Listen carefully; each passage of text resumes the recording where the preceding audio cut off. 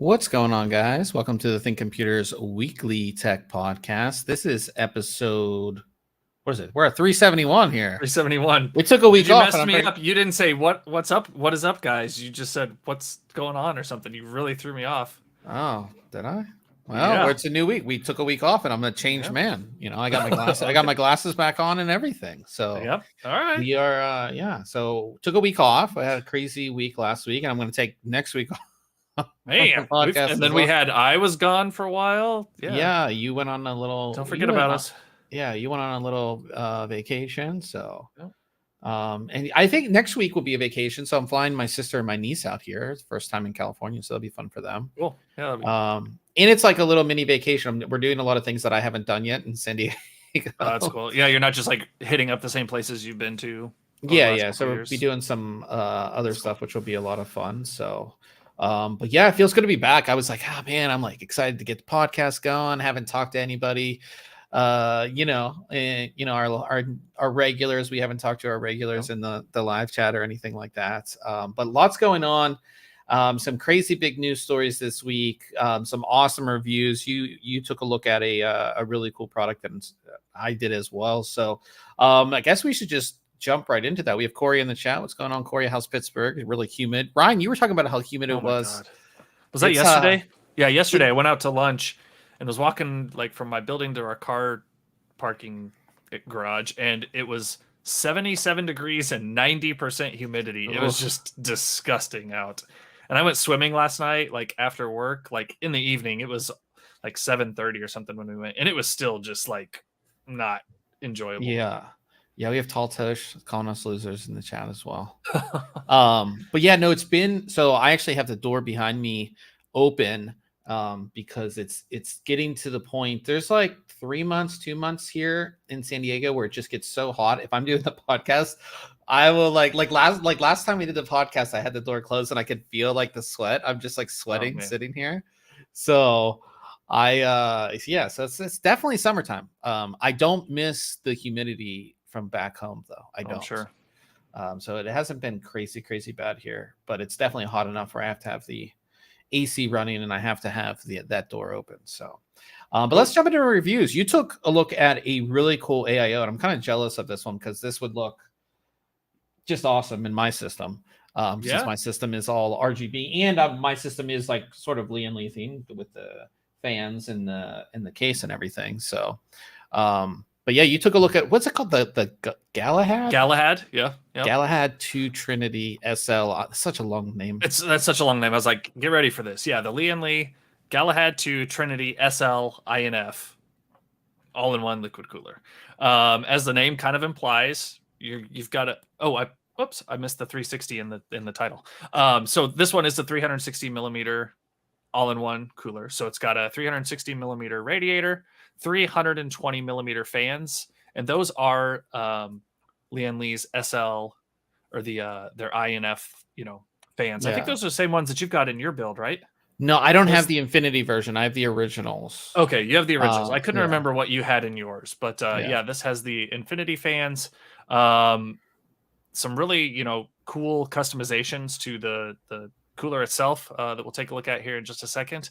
But again, it's just another all-in-one cooler added to the list of coolers, and it performs really well. It's the first Lian Li cooler that I've ever taken a look at. So that's why I wanted to ask you, because this I guess I have had Lian Li cases way in the past, but like current Right. gen Lian Li stuff, I was really impressed with this case. How did you feel about like the quality? I'm sure you're gonna get into it, but like how do you feel about the quality, ease of use, and everything when it comes to like a Lian Li AIO compared to the ones that you reviewed lately? Yeah, no, quality was good. I didn't have any issues or like complaints about fit and finish or anything like that.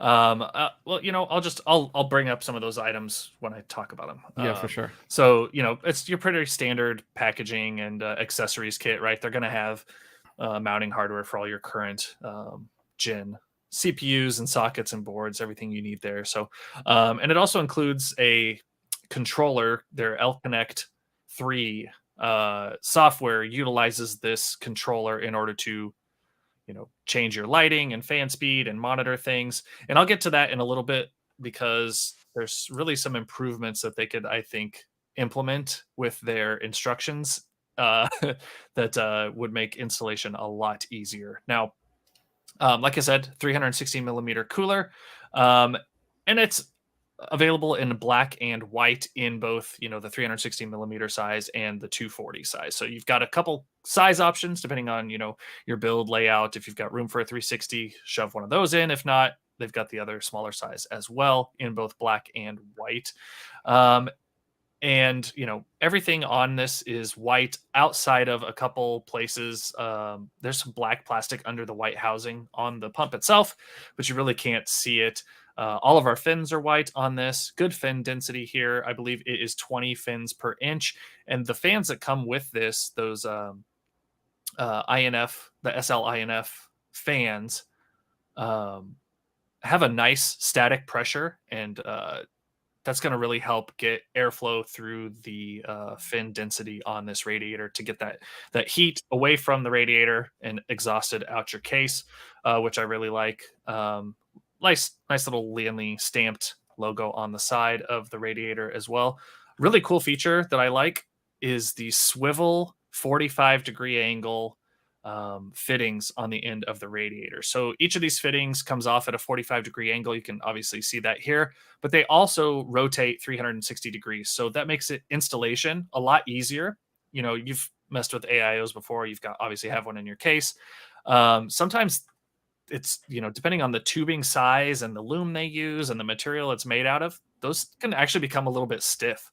And being able to rotate these during installation makes installation much easier. Especially when they're paired up with like swivel fittings on the pump housing, right? So you've got all these movable parts that make installation easier. And then once you've got it installed, you can kind of move them around as well to get the tubing placed in an area you would like. Sometimes you might need to adjust it and keep it in its spot so it's not covering up your RAM so you can see your RAM, or you've got some clearances you need to adjust for. This allows you to do that, which is pretty nice. I really liked the beveled polished finish here on this. It's just that extra nice touch, right? You're kind of asking about quality and fit and finish. That's just a really nice feature, in my opinion, as opposed to just some of the more generic shrink wrap, heat shrink fittings that we've seen in the past on some other units. So very cool there. Pump housing is really nice. And this is my favorite layout of it. I'll get to that in a second, but it has a nice metal aluminum top here that you can actually twist off and remove. And by default, we have this mirrored look here, that infinity look that's not unique to Lian Li by any means, but they're, a company that's utilizing it, and it looks really cool by default. Again, nice polished edges here, and just another look at it here. We've got some, polished edge and a textured aluminum on the side. Here's what it looks like top down. Just your standard circular pump housing here. No screen or anything like that in there to display anything, but it still looks nice. Now, like I said, that thing can come off. You just pop it off, twist and pop it off, and then you can replace it with a translucent plastic ring as well. So if you want more glow to your build, this modification to that pump housing will allow you to get more glow from the LEDs underneath there to shine inside your case. And then in the center, you've got a couple options. You can pair that up with another mirror in the center, or you could go with just more translucent plastic to get more glow overall. Underneath there's a PCB with 2 rings of LEDs, and those are adjustable, individually, separately from each other. So if you wanted to have a solid color in the center and rainbow going on the outside, you can do that. You can customize that to your liking in Lian Li's software. So I thought that was nice. Not that it's like a new feature by any means, but just nice to see there. And that's plenty of LEDs inside there as well to make that lighting transition smooth, kind of like we see on sticks of memory that have LEDs, right? The more LEDs you have, the smoother you can make those color transitions and the nicer it looks overall. So good LED density there. Like I mentioned, we have swivel fittings on the end of the pump housing, and that's where some of that black plastic is showing in the build, but really you're not going to see it very much at all, to be honest. A nice finish on the bottom of the copper cold plate. It's just kind of a matte finish, but no machining lines. I've taken a look at some coolers previously that have just some scuffs and scratches on them, maybe some machining. This one is nice and smooth. Definitely. I love that look. Yeah, Yeah. it was a really nice finish there, just kind of that satin finish. Now, one thing that, as far as installation goes, my first issue with this is it obviously doesn't come with any thermal paste applied to it, right? I'm fine with that. If they want to include a tube of thermal paste, which they do, you can, typically apply that to your CPU heat spreader and then put this cooler on top and let pressure spread that out. Lian Li has a little plastic template sticker that you can place on the bottom of the copper block here, and then you squirt the paste onto the surface itself and spread it with this little plastic spreader that comes with it. So you end up with kind of like that pre-applied look. So this is what you end up with before you peel the sticker off. And my issue with this is like, this was so much more work to get thermal paste onto a cooler. I'm so used to either the block has it on there already and you just stick it on, or you put your thermal paste down on the CPU. And do you think though, for a beginner, this might be good? Because you do run into issues where you don't apply enough, or too much. You apply too much, or it's not evenly spread. Where this does give you that sort of, if you want to go to the picture that shows it when you're done, it gives you that even spread that you would get if it was pre-applied, right? Right. Like yes. gives you So that spread. pattern wise, yes, but you could still like try to spread it too thin, because that sticker that goes on there isn't very thick, right? So you could either cake it on or not put enough on. So there's still some wiggle room there for that. This is just kind of that pattern that it gets you, and it centers it in the water block as well. So it was just like some extra steps involved. I get what they're trying to do. It just, to me, was an extra step that wasn't 100% necessary for the installation. Gotcha. It does come with, like I said, the Uni fan, the SL Infinities. And the cool thing about this, I say cool, it's handy because you don't have to put them on, is all of these fans come connected to the radiator from the factory. So they are in a push configuration, right? So they're going to take air in from the front. Already on. Yep, they're already installed, which in most cases, that's like how I set all mine up. That's how I do all my testing. However, some people may want to put them in a pull configuration or orient them in a different, manner. So they would have to take them off and reposition them. This just takes some of the work out of it. The nice thing also about these is they're obviously the fans that have the interconnecting connections between each one. So you don't have to run power and lighting cables for each fan. They all daisy chain together. They lock together. I didn't go into that, closely on this. You could write a whole review about these fans, to be honest, but it makes installation super easy because on the end of the fans, you only have one that ends up having a connection out to the controller to control them. So just a really cool configuration, and one less thing you've got to do. Some people are, sometimes intimidated by screwing fans into the radiator and thinking they're going to like puncture something on there, or they think the screw's going to go down too far. It's a time thing. It is too. I mean, you're like 4 screws for each fan, and So, and the fans, obviously, they've got rubber pads on each corner, reduces vibration and any noise that you're going to get possibly coming out of here. So yeah, pre-installed fans.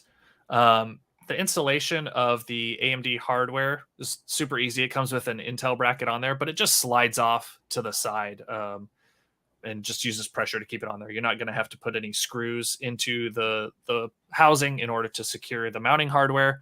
I've seen other companies use this style of fitting before. It works just fine. It does have thumb screws, but I preferred to use the screwdriver on these just because that thumb screw head and their positioning was a little tighter than, like, for example, Cooler Master's utilization of thumb screws on here. But it was super easy to install. No issues there. That being said, so the instructions, and I have them. Do I have them with me? That's all right.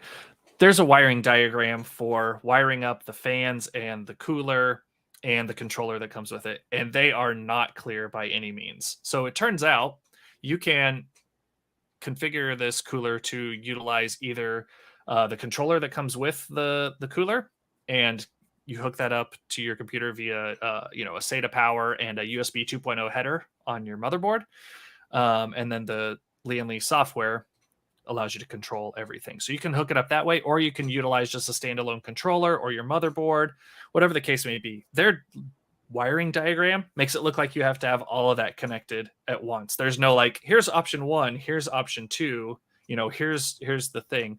And what's even more confusing about it is on the pump housing, you have a few expansion ports here, which thankfully on their website, because their site went live for this cooler today, they've got a diagram or a picture showing, hey, here's what you can do, but none of that is in their information that was provided along with the cooler to say, oh, hey, this port here, you can actually hook essentially a Y up to connect additional fans or lighting devices to this cooler, and then you use the connection of the cooler to that controller in order to control all those devices.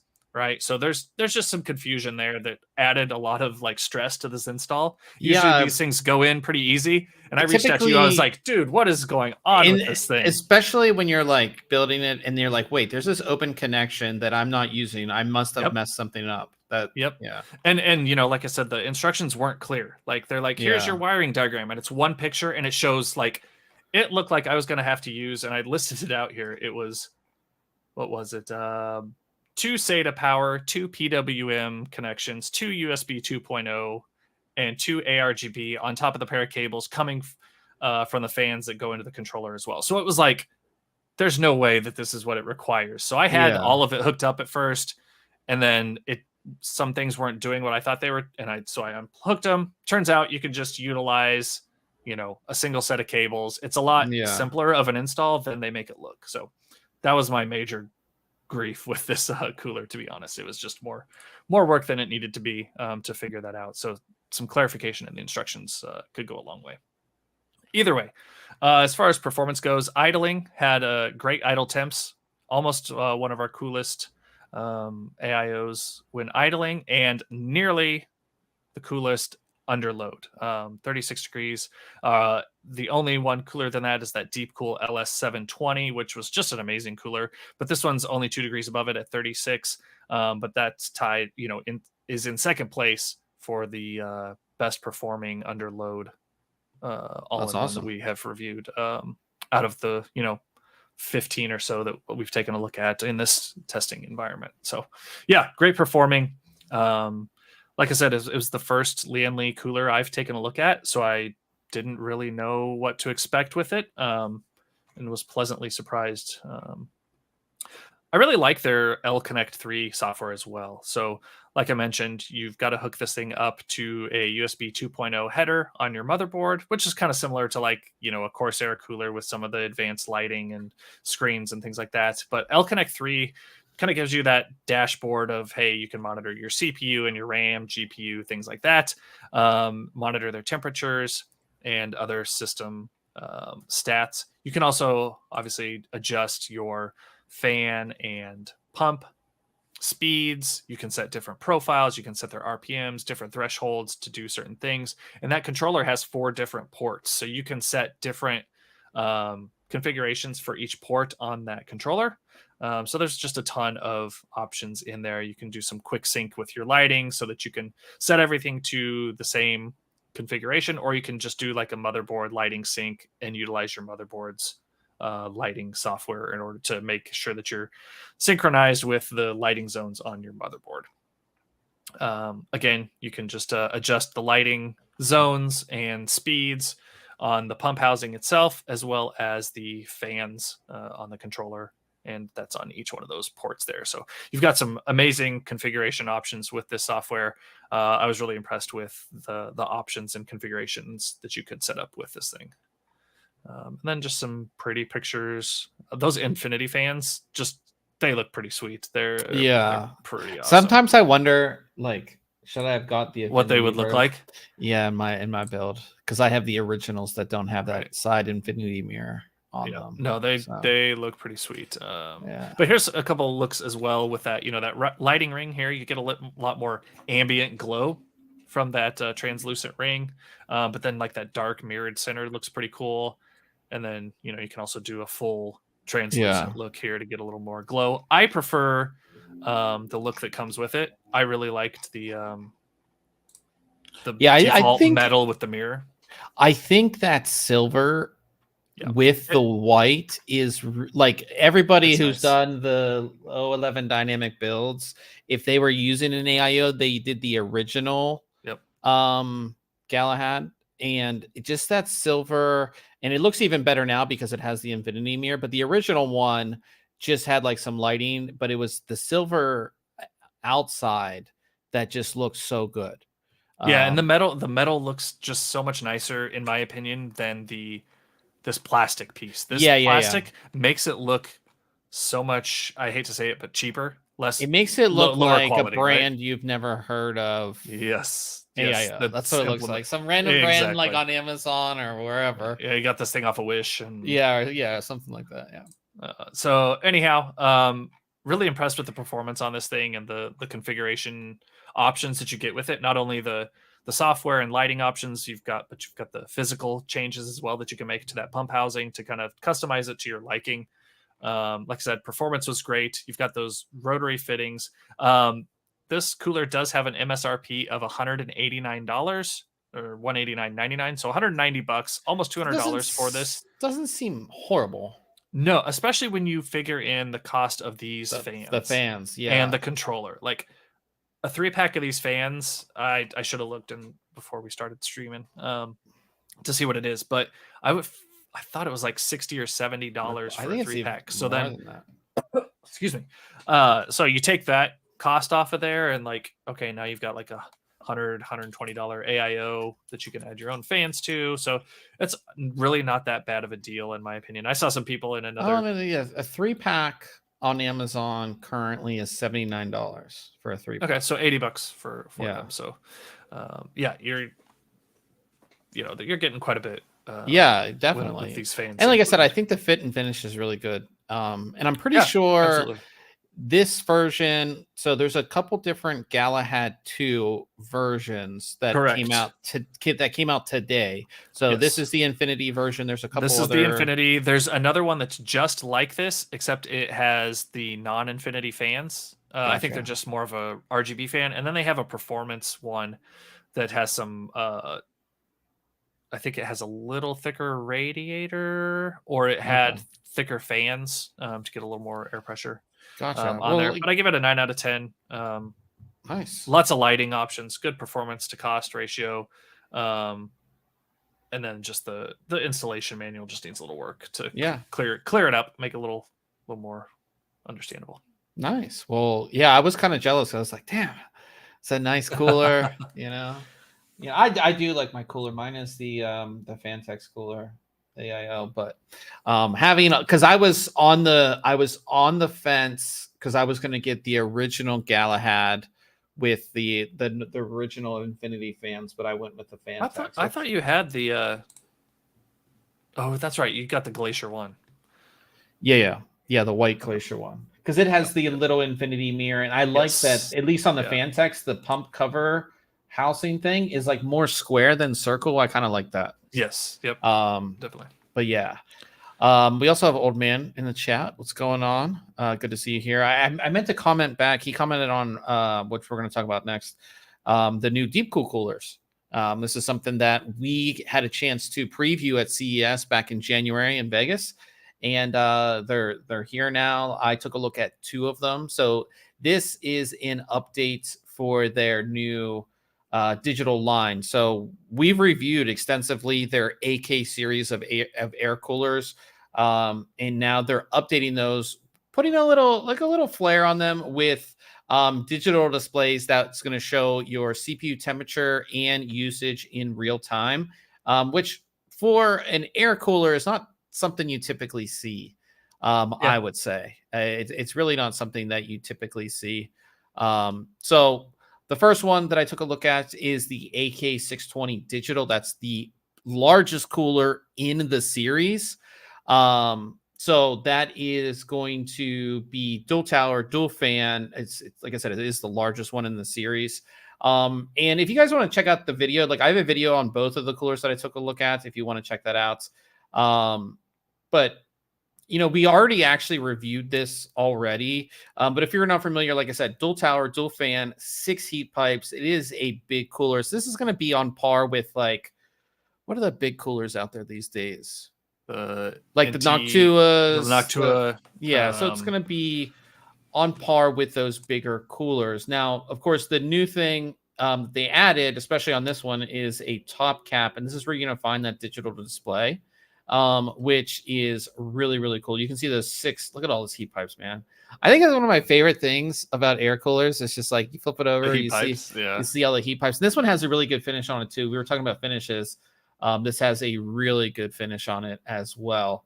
But yeah, this is just a big overall cooler. But again, the big change with this is that digital display. So in real time, it's going to show your temperature right here. And then it will show your CPU usage. Now, this is not an LCD screen or anything like that. It is a digital display. So the only thing that necessarily changes is the number. So it's going to fluctuate depending, again, on what you have selected. You can do temperature, you can do usage, you can do both, and it will cycle through them. But the only thing, again, it's like a digital display. How would you explain that if it's not? It's an old school LCD display, right? That like an old alarm clock. Yeah. It's just got the numbers. Yeah, it's just the numbers. So that's the only variable. And then you have so it's good when you're using the temperature, it's going to light up this little thing that says temp. And when you have usage, it's going to light up this thing that says usage. There is also this status bar right here. So these little blocks. So say I was running at 80 C or something like that. This little bar would go all the way to the end. Or if my CPU usage was super high, it would go all the way to the end. So I think it's cool. I think that all the time, if I'm having issues with this computer, my motherboard has the OLED display. So if I'm having an issue, I just look over and I'm like, okay, the temperature is really high, or my usage is really, really high. I can kind of see that. So I think this just adds that nice little thing. So it is useful, but it does look really cool as well. Air coolers. I'm going to throw this up here. Screens on CPU coolers, useless. I don't think that's accurate. Like you said, if let's say you're in a game and you only have one monitor, right? And you've got your game up and things start running sluggish, or it seems weird. You just glance over and you can see the temperature of your CPU there, and you see that it's running, like you said, 99 degrees or whatever. You've got an issue without getting out of your game and things like that. Even, so it's not totally useless by same means. Thing. And even if say we're doing the podcast and I just my computer is crushing to a halt, I can look over and be like, oh, what's using 99% of my CPU right now? You could, see those things. So I do think it is useful. And like I said, it does look good as well. I think DeepCool, and we've talked about it. Ryan reviewed their AIO. I've reviewed a bunch of their air coolers. They've really done a really good job with design and just making things that look good. Air coolers in general have never, especially larger ones, they don't look great. A lot of companies will just slap an ARGB fan on there and they'll be like, oh, it has some lights, but the overall look of the cooler hasn't been great. I think with the AK series since the beginning. Again, the non digital ones. They've all looked good in my opinion. So I think this is a nice little update to them. You know what I mean? What I think would be cool is to pair this up with some lighting, like you saw on the front of the InWin case that had like the big dot matrix. Yeah. You know, like pair this little readout with something like that behind there, where you could just have like that's the colors thing going, with this, or is that, you know, we always have a next generation, right? And I talked about this in the review, is that these coolers by themselves have been solid, and they came out in 2021. So the overall design of the actual cooler, the heat sinks, the heat pipes, it's all the same, right? So this allows DeepCool to continue this line with essentially not having to design a new cooler, right? right. You know, and again, you know, maybe next year, maybe this upcoming year at CES, we won't see digital, we see the LCD version, right? Or something like that. But yeah, it's like I said, it would be like I like the way they look, and there is an app. So this LCD or digital display does connect to your computer using a USB 2.0 header. So you have to make sure you do have one available, and then the app sort of just like lives on your taskbar.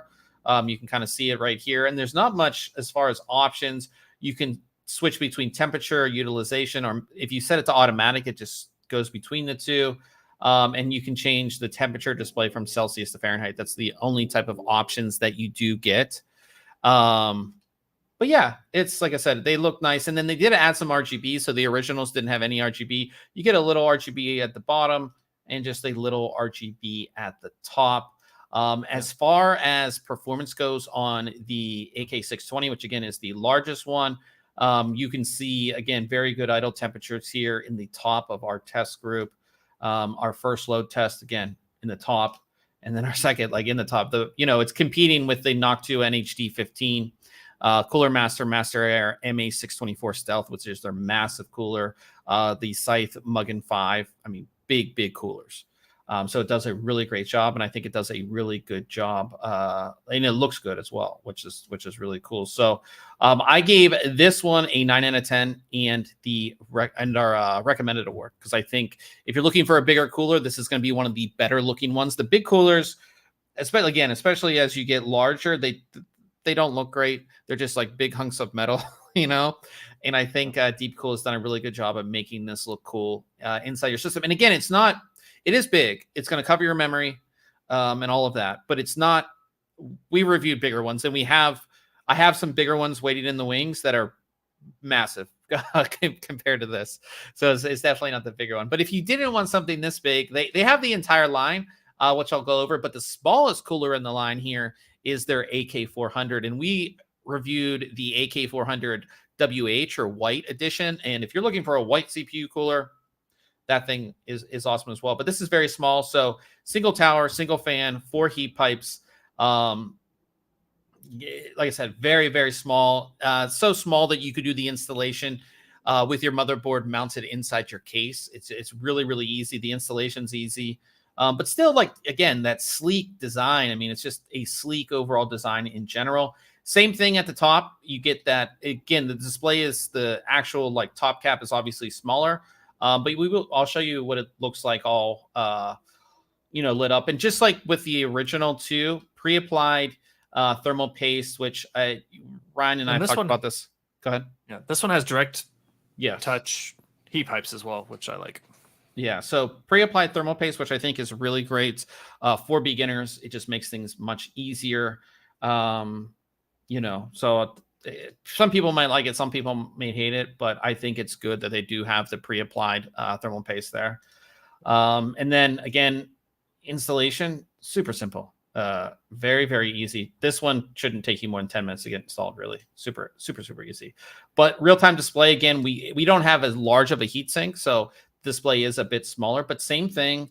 It's going to show your temperature, and then your usage, and the little DeepCool logo. Still a little bit of RGB as well. So again, one there, one right there.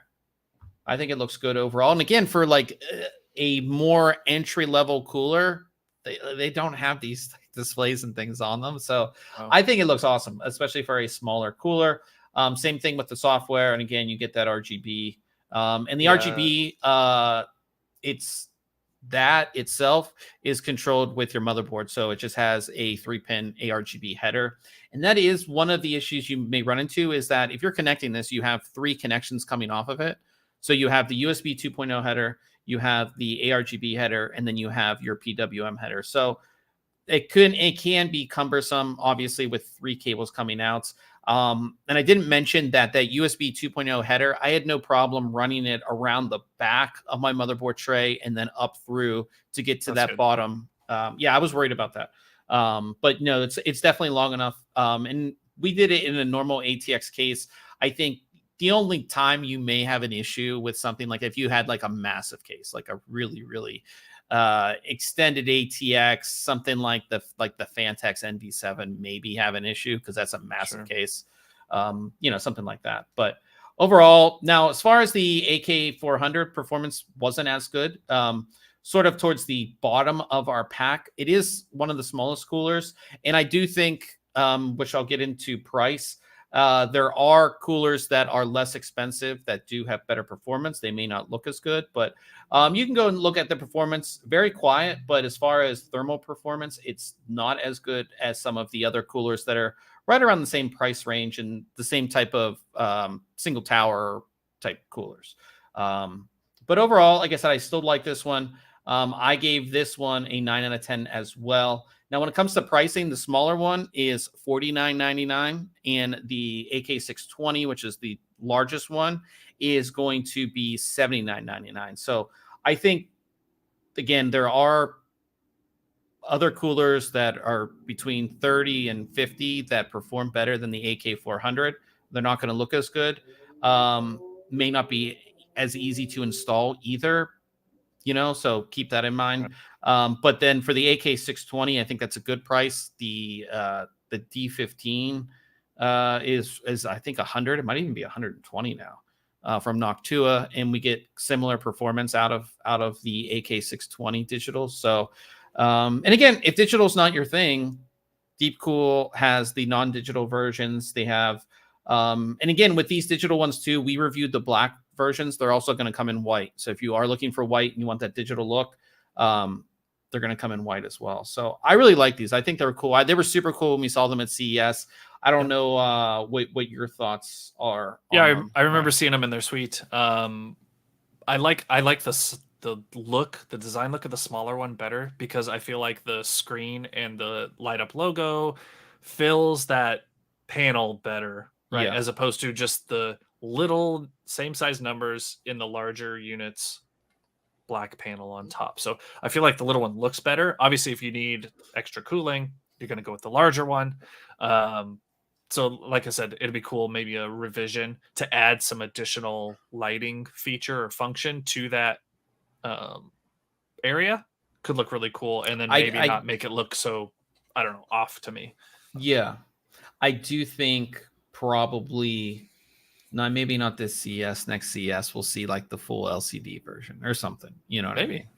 But yeah, I think they were cool. And again, if you're not into the larger one or the smaller one, they also, they have the whole line. So there's also an AK500 and an AK500S digital available too. You guys can check all those out. But check out the video. Like I said, we have the videos are in the actual reviews on the website. But if you go to our YouTube channel, we have a video on both of them as well. So, and that shows you like what the digital display actually looks like and all that kind of stuff. So we'll move. Wait, go ahead. We spent a lot of time on those reviews. Oh yeah, I was looking at our lifetime and I was like, all right. Yeah, I try to go through mine quickly because I do feel like sometimes when I'll look at it, be like, man, we're at like 40, 50 minutes and we haven't even got into the news yet, So, but yeah, we'll move on to Case Mod Friday, and this week we have another build in the GGF version of the Lian V3000. This one's by J Custom. I really like the color choice with this, with the chrome, the silver. Let me get the overall shot here. Like the chrome, the silver, the purple. It just looks really good. And how he's installed this screen right here, which I think is just, because you have so much room in this case. And I always say when I review big cases like this, like if you're not doing some type of water cooling, like this is like dead space, right? Yeah. But this is like just really, really good use of that dead space. Yeah. No, I agree. Yeah, you end up with a case like this, and it just looks odd without something there. Like, why did you choose this case Yeah. for this amount of hardware? But this obviously fills it up nicely. Yeah, it looks really, really good. And those are the SL Infinity fans, I believe. Let's go back. Yeah, those are the SL Infinities from Lian Li. Which look awesome. But yeah, really, really good. Bits power, water cooling in here, which looks great. And it's hard to see, but back here you can see like there's channeling built into the back side of the case here. So that's really cool to see there as well. Individually sleeve power supply stuff. Obviously using that Maximus Extreme board, which just looks amazing. Bits power water block on here, which looks great as well. Yeah, I really, really like it. How do you like this end kind of piece for the I like it. graphics I card? mean, EK had that on their all-in-one that I reviewed a while back, right? They had that end cap that kind of masked the fittings. I like the look of this though too. It looks nice. I really like this the connector cleans up the too. Side. Yeah, I like that power connector for sure. Yeah, the connector right there. So I think that looks great as well. But yeah, everything just matches really good. I think again, this is one of those big cases where it's kind of hard to. I guess you could mess it up, but it's sure. It's just especially with people like Jay Custom. I've followed him for a while. It's so awesome to see them just these super clean like builds, and it just looks so great. And you can see like the thick radiators he's going to have in here as well, which are going to look awesome. So go ahead and check that one out. As I always say, we have our full section of Case Mod Friday builds. If you're looking for it, go on the website, go under articles, Case Mod Friday. It's right there, and you can check everything out, which is really, really cool. So we'll jump into news. We have a lot to cover within the news, but I think the big thing, and it's so weird, and I, going through and is it big? No, I think the product's not big. The story surrounding the product, I think, is big. So the 18th, which was 2 days ago, NVIDIA launched their RTX 4060 Ti 16 gig.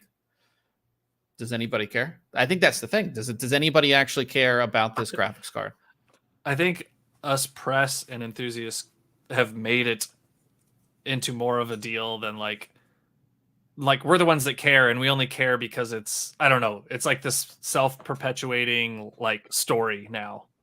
Like, well, here's the thing: is that if it wasn't such a letdown, like we wouldn't care, or not a letdown, but just an odd decision, and going through with it, and price point, everything about it is just meh.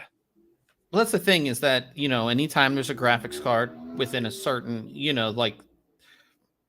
like the GT whatever, they're not doing reviews of, right? But I mean, every card all the way down the line, even like the GTX 1650, there were reviews of. Yeah. NVIDIA didn't do a review program for this card. Also, AIBs were not sending out review samples either, and not just to us, to like really big people like Gamers Nexus and other people were talking about it, that nobody wanted to send them a card to review. And that was kind of, that was before official not specs, but official benchmarks came out. And then NVIDIA put their own benchmarks out, and their benchmarks showed that you're going to get better performance in, I think it was 3 games, and not by much. Yeah. So what I don't understand is, I mean, NVIDIA knew all this data well before this thing was even announced. Like, so why did it? So why did they even announce the card? It doesn't make any sense. Yeah. That's what I just, and again, in the back of my mind, the only thing that I can think of is they're like, okay, here's the, a first time builder. They just see the 16 gig. That's the one they're going to buy. So, and again, this is a $100 premium, which again, hardware wise doesn't make any sense either. But, again, I'm a first time buyer. I just want the best thing. I know that I want the 4060. That's all I've researched. I know I want something in the 4060 Ti class. That's the card that I want, because that's what somebody on YouTube said, right? Like that, that's the thought process of a a first-time builder a lot of the times. So they go to Best Buy or they go to wherever, and they see the 4060 Ti's, and the one has the higher, VRAM size. It says it on the box, 16 gigs. So they're going to pick that one up. And because it's more expensive, it's probably better, right? Well, yeah, it's twice as much. Yeah. For only $100 more bucks. And again, NVIDIA knows the spec. Like, they know the performance. This card had been tested. So, and again, their testers are like, yeah, like there's really not much performance difference at all, and NVIDIA's like, oh, we'll just release it anyways. Like, it doesn't make any sense. And I doubt it was like that much more work to design this thing, right? To engineer a card with another 8 gigs of memory on it. So it's not like they may have announced it. They could have pulled not a full like 4080 right debacle that they ran into with the differences there. They could have like said, oh yeah, it's coming, and then change their mind. Like, you could say, you know what, this card doesn't make sense, let's not release it. Yeah, but I would rather see that than the situation we're in here, like holding yourself to this arbitrary goalpost that they think they have to release this card now that they've said something about it. I'd rather hear them say, you know what, like, we looked at it again and it really doesn't make sense for us to release this card because the use cases just aren't there. And the thing is that, if there's this small minority of people who are like 8 gigs or like what the Ti is 8 gigs, 8 gigs, 128-bit, it's not enough, right? And if I'm NVIDIA, I'd be like, okay, buy 4070. Right. Yep. Well, we've got a card for you, and that's the 4070. Exactly. Yeah. So it's very confusing. The whole segmentation in general, and I've talked about this at length, I'm not going to go into it, completely, but having different cards with different VRAM sizes is not, I don't think that's great for consumers. Just put that out there. But yeah, it just makes no sense. And again, we see this whole 40 series is like, and I don't think that like gamers are just like unhappy anymore. You know what I mean? But it just like NVIDIA there weren't many times where NVIDIA messed up in the past. We had that, it wasn't actually 4 gigs or whatever that was. Remember that? GTX 970, yeah. Yeah, there was that, and a couple, but like, it seems like it's not just within, like, it's like every 40 series long, like there's just something that just doesn't make sense. I don't know what it is. And again, I don't think that gamers are necessarily not like, they're just grumpy.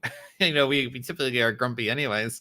And, but I mean, there are some good things, like I said, about the 40 series, and I've taken a look at pretty much every card in it. But these decisions don't make a whole lot of sense. And it just looks kind of scummy and bad to try to get $100 more out of somebody when there's no real performance gain. It's a specific use case where there's a performance gain, right?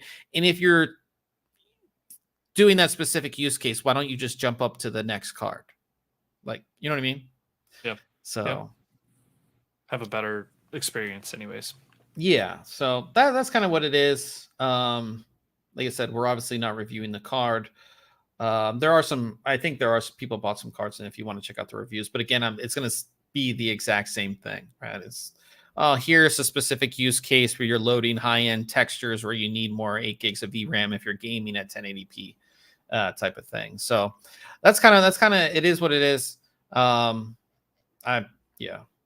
all we'll say about it. So we don't go on a long rant about NVIDIA here. Something that I do think is super cool, but you can't buy it, is that Lenovo has a mini ITX RTX 4060 card, a very small one. Look how cool that looks. That's about the size of my GTX 970.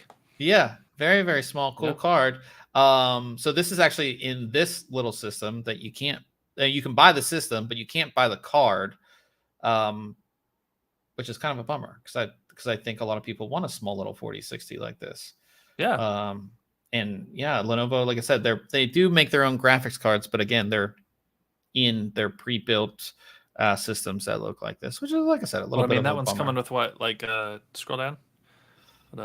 a 13th gen i5, a 4060, a terabyte Gen 4 drive, and is that 2.5 gig LAN? Probably. So I mean, sounds pretty good. Yeah, nice little system, and it's definitely Yeah. small and compact as well. But yeah, it would be cool to see just Lenovo just like offer graphics cards. Just another player. I always like getting more players into that space. That would be really cool. Talking about more players getting into the space. Acer. We talked about it when they initially got into the GPU space with their Intel Arc cards.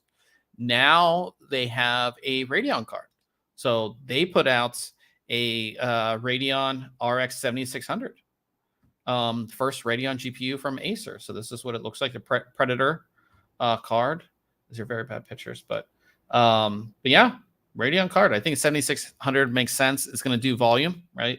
Yep. More than anything. And they don't need to necessarily design like a super high-end card because it's not a high-end, one. But it's probably the sweet point of entry, right? Don't expend too much resource load building out a high-end card, come in at the mid-level, and yeah, so very cool to see that. See Acer get more and more into the space. I think it's a good thing for them.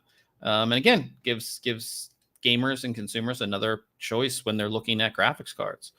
Talking about Intel Arc stuff, the Arc 750 Challenger 8 gig from ASRock is now down to just $179 if you wanted to pick it up, which I think is pretty awesome for $179. When's the last time you saw a sub $200 graphics card? It has the current same generation, right? It has the same amount of VRAM as the RTX 4060 Ti, the 8 gig version, and the RTX 4060. So yeah, $179. Like I said, if you were just like wanted to maybe test that at like say like, oh, what's this Intel Arc stuff about? I mean, this is a very good entry point. Definitely. So yeah, so definitely check that out if that's something that you may be into. Also talking about AMD, I would say like every time there's a new big game or something, there's always the bundle. Bundles used to be really, really good, I'd say. They're bigger, they're not as good anymore, but if you buy a new graphics card, and especially with AMD, if you buy a CPU as well, you get a game, right? So AMD has teamed up with Starfield, which is a very highly anticipated game. So if you buy a Radeon GPU or Ryzen CPU, you can get Starfield for free. Here's the list. It's pretty much everything. And you can get like the premium edition or standard edition, but all the way from like the Ryzen 9 7950X 3D, all the way down to like their APUs, even the if you get a laptop that has like a Ryzen 7 7840HS, pretty much their entire line of everything, all the way even back to like 6700 XT, 6700 cards. So cool. So yeah, we have a link. If you want to pick it up, it's still on pre-order right now.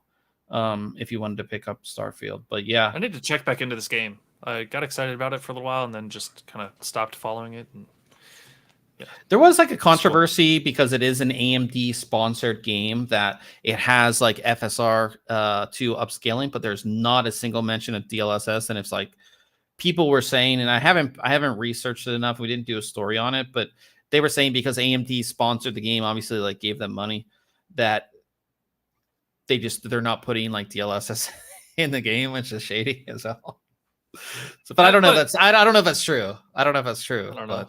But that was like the big controversy over the game. But AMD is going full force into this. So, like I said, if you buy a new AMD CPU, GPU, or system featuring the CPU or GPU, you get Starfield for free. So yeah. So very cool to see that. Another really cool thing. So Gamers Nexus put out a video. It was actually last week. But I did want to talk about it because I thought it was incredibly interesting. They went to AMD's Thermal Labs. I think that's in Texas. I forget where. And they have a whole video which is in the article if you want to check it out. But the big thing that kind of came out of it is that for Ryzen 7000 series, AMD was toying with the idea of doing a vapor chamber design in the heatsink that's on the CPU. Typically it's just like a piece of metal, right? Right. But they were working on this heat, this vapor chamber design here, and it's really cool to see and how they were kind of testing it and everything like that. And again, I think this is like one of the first times like somebody has gotten access like into their thermal lab. So it's a very cool video if you want to watch it. But they did say that the vapor chamber, it gave them like maybe 1 or 2 degrees better performance overall, which wasn't enough to really implement it into the Ryzen 7000 series. Justify that cost. Yeah, justify the extra cost of it. But it's cool to see. And again, these are things that we don't even know what's going on, right? We just see the finalized product. So it's really cool that Gamers Nexus did get access to that. So again, if you want to check out the video, it is in the article. You can go ahead and see the different things. And again, they talk about a lot more than just this specifically. So I would definitely check out the video. It's pretty long too. It's like 30-minute videos. It's very long. So definitely worth checking that out. New motherboards from ASRock. So they came out with their Taichi Lite boards. So Z790 Taichi Lite in B650E Taichi Lite. More or less, they have the exact same feature set, but they're just like the board design is toned down. So like typically with the Taichi boards, like especially like the bottom half of these boards right here would just be like all heatsink, right? The whole thing. Yep. Well, it's just toned down a little bit. Not as much RGB lighting on these either. And maybe like some, a fancier IO shield cooler. Yeah. Covering, right? That has actual gears and that design. Yeah, this is a lot more toned down. But I like the look of this a lot. Yes, it's toned down, but I do like that they do keep like the actual feature set of the motherboard is still there. So if you're somebody who's like running this in not a window system, or you just like don't care about any of that stuff, these are going to save you money, which is cool. So here's the B650E. Again, this is very toned down, like as you can see. It looks like one of those, I guess, one of those cheaper boards, but this is some bare bones cooling on there, but still a good board. Yeah. So the feature set's still there. So if you were looking for, to save some money on your motherboard, and again, especially on the AMD side, things have gotten more expensive.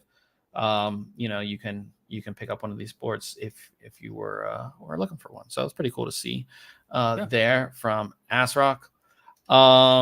What else do we have here? This is a big story. This was last week as well, but I definitely wanted to cover it.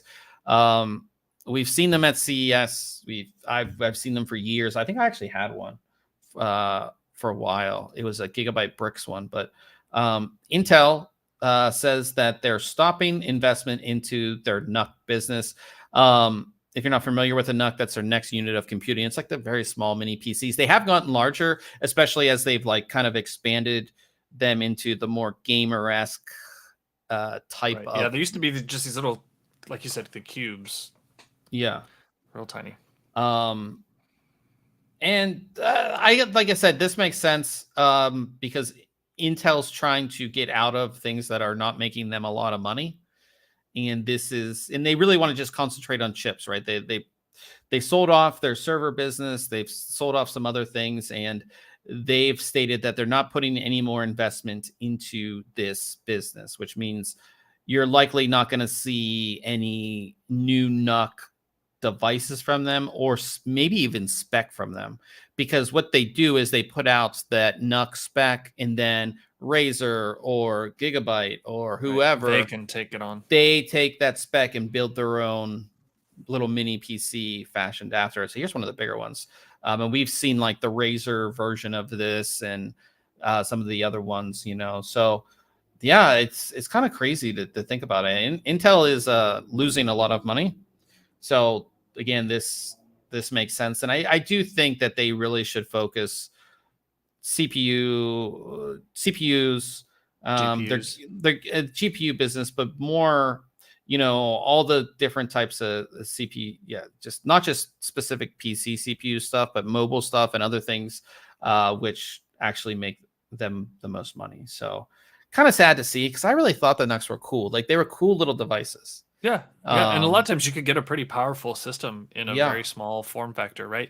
If you didn't need the expansion options, and even some of them came with a little bit of options here and there, but yeah, you could get some really powerful hardware in a small form factor. But I did think like the development was super cool. And again, these are not products that are selling a lot, so I can see why Intel's kind of like cutting it. But especially like the latest generation of that. Remember, like they had like the blades, like your CPU was on a blade, and then your Yes, yeah, GPU was on a blade, and you put it into this you put it into the system that kind of looked like this, right? right. And you'd have blades in there that had like that type of stuff is super cool to me. But again, those things aren't selling, right? And then you're not selling a ton of those, so it makes sense why they kind of axed it. But I did think like the advancement in the technology was super cool as it got into those type of things. So yeah, kind of sad to see, but so we'll see how that, like I said, they just said stopping investment, but it just more or less seems like they're getting out of that business. They haven't sold it off or anything like that, but they're getting out of the business. Now, talking about a really cool external kind of GPU thing, GPD G1 is this really cool system. And again, we've seen like external GPU enclosures where you actually have like the actual GPU in there, right?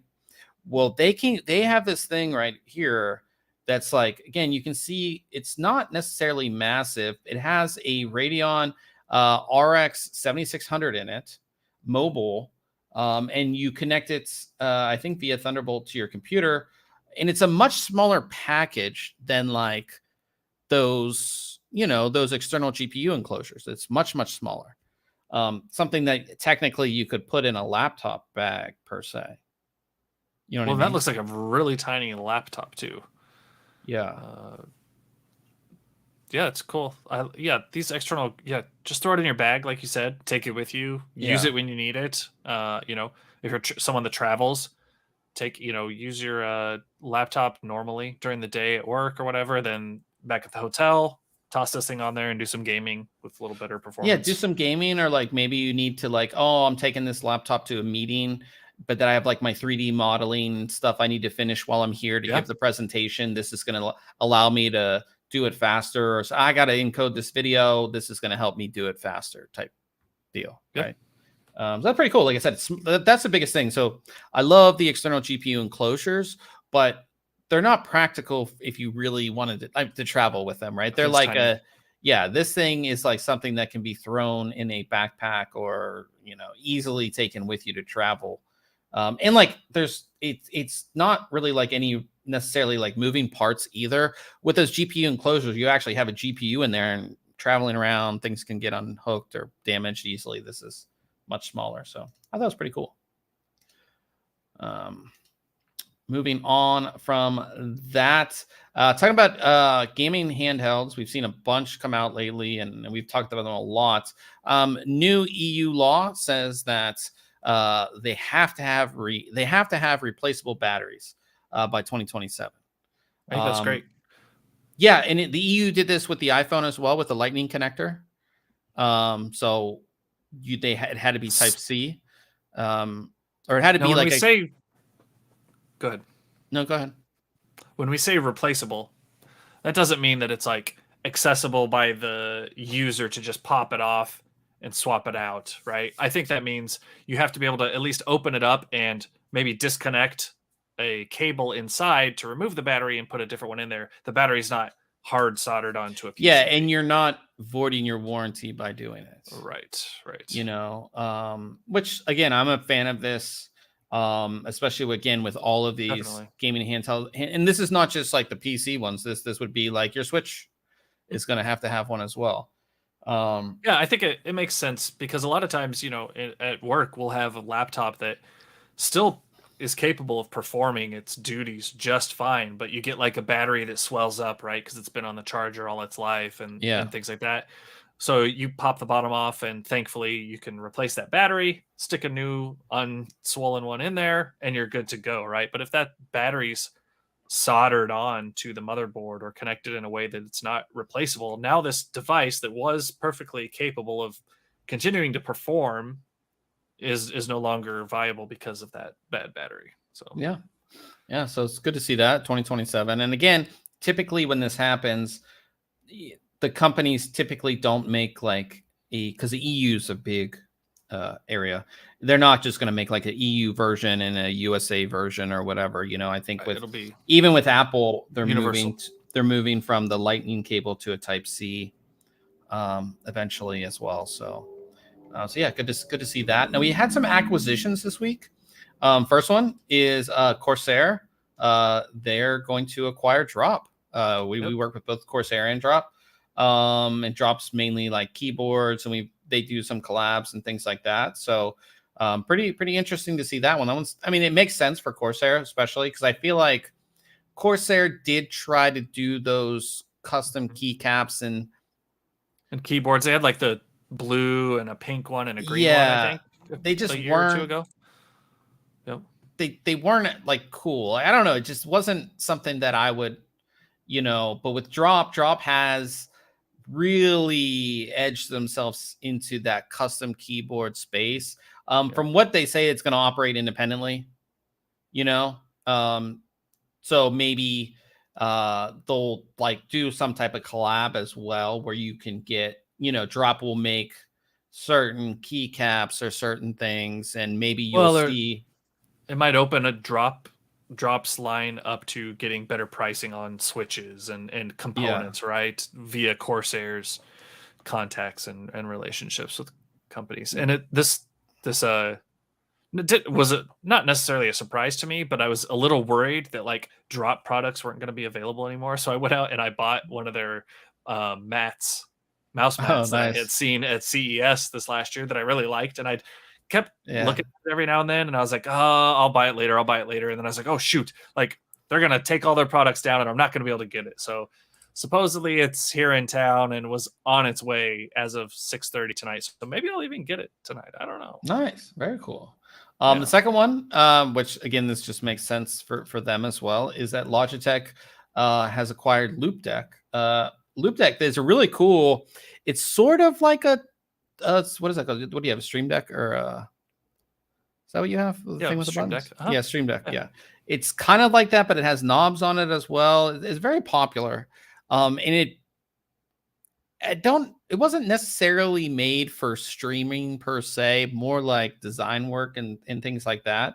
But Logitech, they're kind of, again, Corsair bought Elgato, and they have, and that's kind of like the universal one that everybody used. But Loopdeck was different in a sense, and they got pretty popular. I was actually looking at picking one up at one point, but yeah, Logitech picked them up. So it seems like if you like just start a gaming company, get some traction, and one of these big companies, one of these companies is gonna pick you up. So yeah, cool to see all these, like I said, smaller companies. Not cool, but like it's good for them. Like, you know what I mean? They put out a good product, and this is for a lot of startup people, and it's their out. That's eventually what you want at the end of the day, is to be bought out by a larger company. So pretty cool.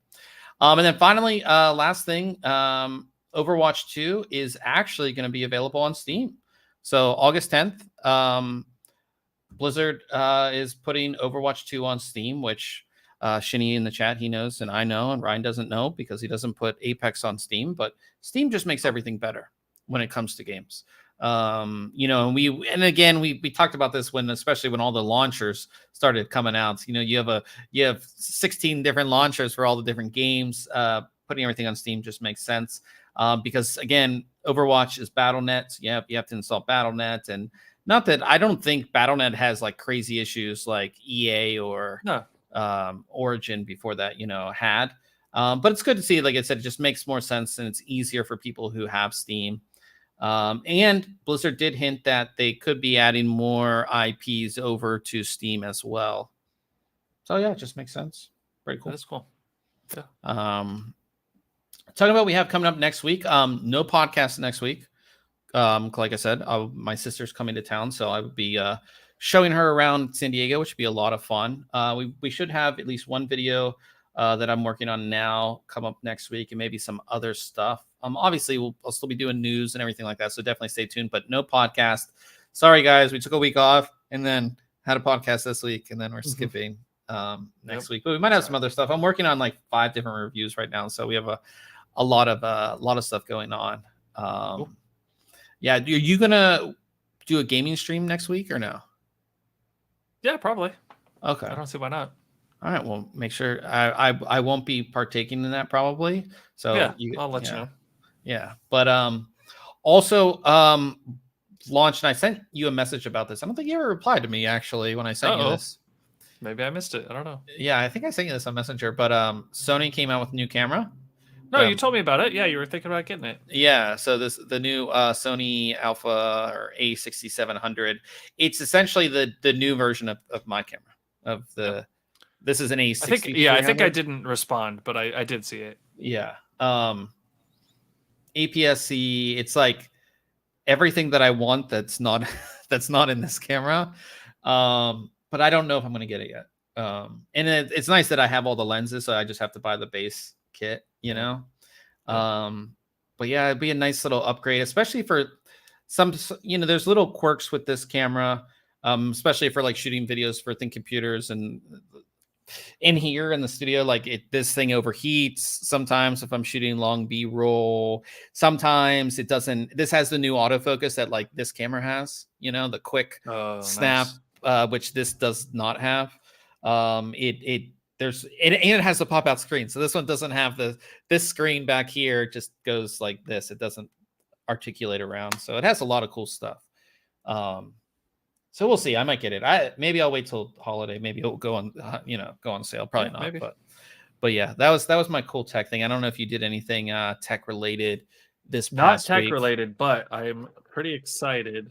You guys always make fun of me for my snack of choice when gaming. What's my snack of choice? Usually Oreos. I was eating Oreos. Dude, check these out. Oh, that's cool. Yeah, so Super Mario Oreos, and I found out about them on Instagram because somebody was saying, are they like flavored different? No, they're not. But these things were selling for like $30 a pack on eBay at one point. Because apparently in every one of them, there's a single, like the cookies on them have like Mario and Luigi. Well, bust it open. Let's see what they got here. Are you saving it? Do you not see that it says collect? And you're gonna save those for years. So I'm gonna put them, but I've got 2 packs of them, so I'm gonna open one up. Open that pack up. I want to see what they look like. All right. Let me see which bag looks better. I'm just kidding. But I don't think they're really rare by any means. But there's like one cookie that has Bowser on it. Oh, these don't open like normal Oreos, it looks like. So there's one inside of here that has a Bowser cookie. And so like the Bowser cookie is rare. And it was just crazy that people. That is pretty cool. I like Oreo has done some really cool collabs. Oh, for sure. Yeah. Never thought I would see someone collecting Oreos. Well, now you have. Well, yeah, they're gonna eventually go bad. Like it's not like something, I gotta eat them up. Let's say, like in 10 years, you can open it again and you can eat the Oreo. Let me see here.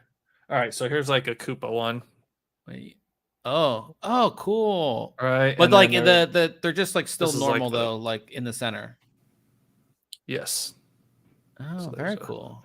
Yeah. And are they double stuffed? Did you buy these? Almost look like they're double stuffed. Did you buy these on eBay? No, my wife was going to Target like later in the morning, and I was like, hey, when you're there, like, will you see if they've got some Oreo, like these Mario Brothers Oreos? And she was like, yeah, okay. And then apparently they had like 2 displays of them in there, and so they were plentiful. Yeah. So I don't think there's any sort of. That's a Goomba, Koopa. Whatever. We were talking about it in the chat, and Shinny reached out to me because we didn't have a podcast last week. Prime Day. I know Shinny bought a 2 terabyte Crucial NVMe drive, which is a great upgrade for him. Did you get anything on Prime Day? And then also in the chat, Old Man bought a Hori Edge 201 mechanical keyboard. It's only $20. Oh, that's pretty good for a mechanical keyboard. But did you buy anything on Prime Day? I didn't. Like I almost impulse bought a TV that I saw, and I maybe should have. I don't know. No, what kind of TV? I should have looked. I don't even remember. It was like a Oh, Pioneer or something, okay. but it was like $150 for a 55-inch That's or so something, crazy. 4K. Yeah. Like, but one of my neighbors, we were over at her house this weekend for her daughter's birthday, and she has one of the Samsung frame TVs. You were It's so you cool. were looking at them at CES when you were walking through there. I Yeah. know. They're so cool. So I really would like to get one of those at some point. Yeah, those maybe. are very cool. I bought a bunch of supplements because everything was actually discounted. And since the thing that shut down the world, which I guess you can say it on the podcast now, but protein powder like skyrocketed in price after all that. So I bought a ton of protein powder. I bought other supplements. I did buy a vacuum cleaner, like a handheld one. I think that's all I bought. No, I didn't buy anything for Prime Day. Yeah. But yeah, I did. I was like, oh, like, because like it seems like this it just seemed like this Prime Day was going to be like a super big Prime Day, and it wasn't. And again, I think it snuck up on me. I still think that companies, and I guess to some degree they do, like companies will try to discount something and say it's 75% off, but when in reality it's 10% off. Like every time I was like looking at a product, I went to like the website that has like the tracking of like the last 100 days, and you can see that like some of the stuff, like it's not really a sale. Those things. Yeah. And I'm a dummy. If I would have looked at this closer, they do open like current Oreos. They have the little lift thing here. So I opened this in. So now it means I got to eat these quicker than I normally would. Even though you say I eat them. Ryan eats like a whole pack a night. But yeah, but Shinny said I opened them and already started eating them. Yes, I did, and they taste like a normal Oreo. Yeah, how many have you eaten right now? At least like 4. One. I ate one. No, you ate more than that. That's a lie. I ate one. But yeah, guys, talking about that, since that's Ryan's gaming fuel, we will be jumping over to Twitch, twitch.tv. Oh, that's one thing I wanted to ask you while we are here on the podcast. I know we're already like longer than we normally go. Did you sign up for Threads? Yeah, dog. Okay, you on Threads? So I meant to ask you the other day. I was like, "You on Threads yet?" Yeah. I told you about it. Yeah, no, I knew about it. But yeah, Threads. I don't know. I wish it had like they just need to add more functionality. But if you're, that's like the new Twitter killer thing from Meta or Facebook. I thought it's not functional enough to actually use, and I do feel like the feed is just not people that I know who they are or like who I'm into. Their algorithm needs to be better. Yep, I was getting too many like this other person follows him and they maybe responded. It was just it was too it cluttered. wasn't it was very, very cluttered. But yeah, if you guys are not, like, I would say follow us on Twitter because I feel it's a much better platform. But if you're not on Twitter and you have Threads, we're all ThinkComputers. We're on there. If you want to follow us, I do post. It is annoying because everything else I can do on my computer, like as we're releasing content, and I can schedule it and I can do that. So there's no scheduling, and I have to like do it on my phone. There's no desktop app. So, but we do put stuff out on there if you want to follow us on Threads. But anyways, we're going to get into gaming because this has been. I don't know if this is the longest podcast, but it's been a long one. I talked a lot on my you did. Yeah, you did. I went. We're going to blame it on Ryan, just like we do everything. Are we on Zanga or MySpace? Yeah. So, all right. So I guess Shinny's going to play with us since he is here as well. So that'll be a lot of fun. Yeah. So we're going to head on. We played against Saltosh last week. Remember? Yeah. We got into a match against him. That was fun. that was a lot of fun. So stream sniping us. I know. So yeah, guys, twitch.tv/ThinkComputers. Appreciate everybody for coming out. Like I said, no podcast next week. We will check out our socials. We'll let you know if Ryan's going to be streaming gaming next week. But until, I guess it'll be August, huh? Yeah. Yeah. Until August, we'll catch you guys.